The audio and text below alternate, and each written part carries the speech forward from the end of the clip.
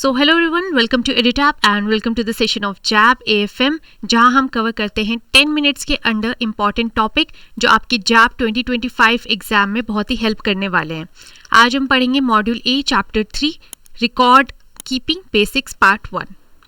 तो स्टार्ट करते हैं अकाउंटिंग साइकिल से। अकाउंटिंग साइकिल क्या होती है? कोई भी जब बिजनेस ट्रांजैक्शन करता है तो उसकी एक साइकिल होती है जिस तरीके से हम उसको रिकॉर्ड करते हैं। पहले क्या आता है? Source documents. Source documents evidence होते हैं ट्रांजैक्शंस के। कुछ भी आपने खरीदा है या कुछ भी आपने बेचा है, उसके लिए आपके पास एक बिल होगा, एक रिसीट होगी, ठीक है। तो इनको क्या कहते हैं? वाउचर्स। तो ये वाउचर्स एविडेंस होते हैं कि हाँ, ये पर्टिकुलर ट्रांजैक्शन हुई है। फिर आता है आपका जर्नल्स। जर्नल्स होती है आपकी original book of entry, first recording of transaction. मान लो आपने गुड परचेज किए फॉर ₹10,000, परचेज ऑफ गुड्स लिखेंगे आप, purchase of goods ₹10,000।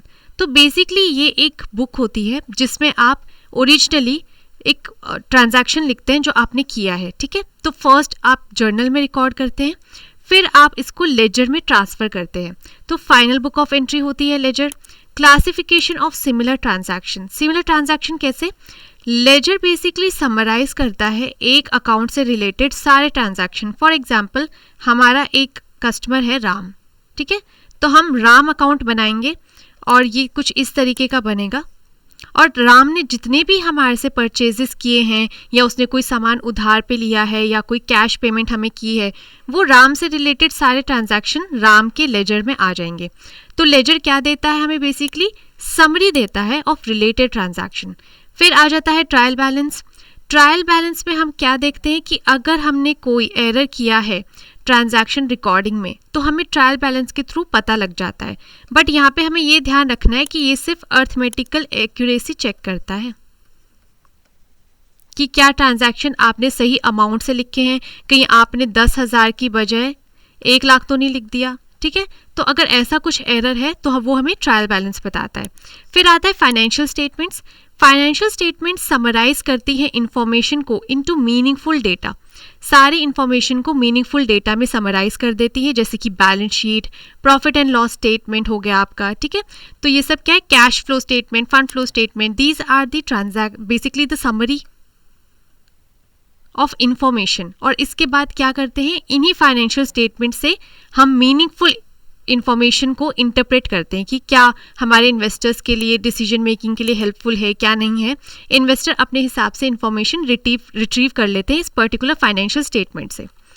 Now next is source document in detail. अब क्या होता है?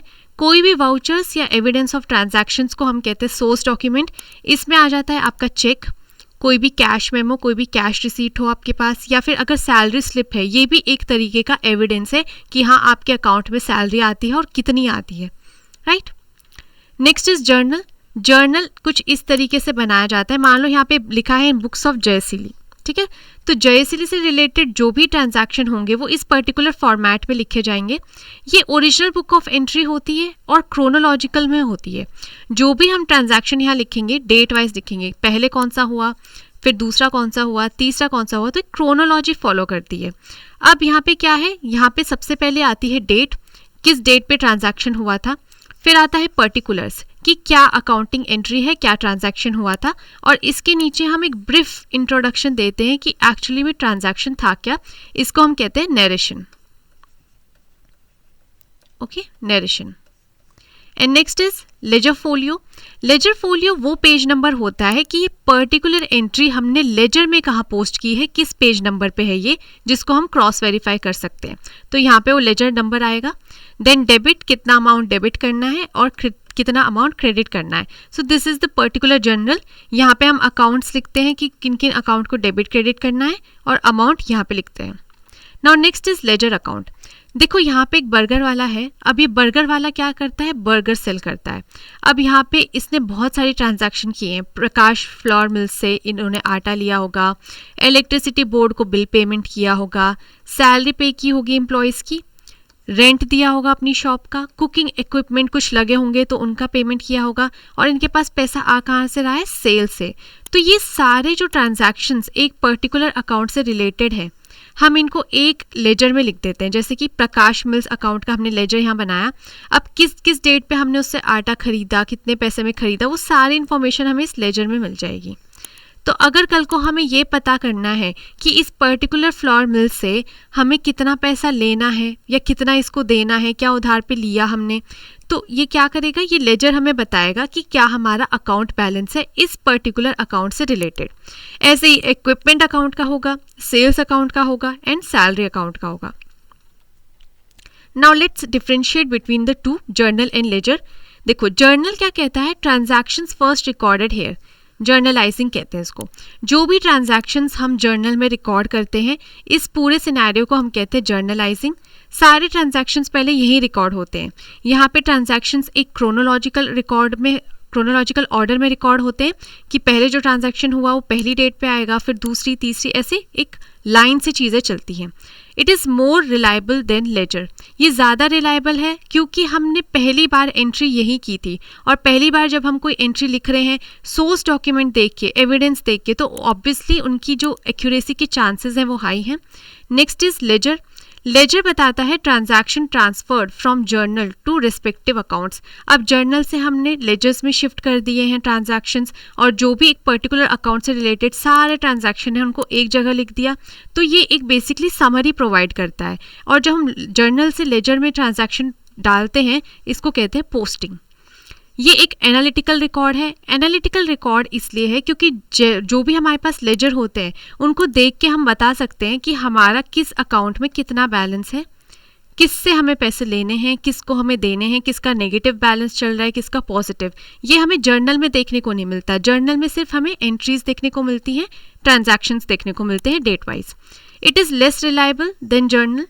इट इज़ लेस रिलायबल क्योंकि जब हम जर्नल से लेजर में पोस्ट करते हैं तो गलती होने के चांसेस हाई होते हैं, that's why it is less reliable. Now here is the PYQ for you, और ये आप सबकी ड्यूटी है कि आप इसका आंसर करेंगे अगर आपको जैप 2025 में कंसेप्ट्स याद रखने हैं। So which one of the following statement about journal and ledger is not correct? The term posting means transferring the debit and credit items from the journal to their respective ledger. B. The journal is a book for chronological record while the ledger is a book of analytical record. Journal is more reliable as compared to ledger. या D. The ledger is the book of first entry. इनमें से कौन सी statement सही नहीं है वो आप comment box में बताएंगे। सो दूसरा क्वेश्चन यहाँ पे ये है, business transactions are usually evidenced by an appropriate document. Which of the following is not an appropriate document? कौन सा इनमें से वाउचर या एविडेंस नहीं है? कैश मेमो, इनवॉइस, पे इन स्लिप या डी नन ऑफ दीज? इसका भी आंसर आप हमें क्वेश्चन 1 एंड क्वेश्चन 2 करके कमेंट बॉक्स में लिखेंगे। So thank you so much guys for watching.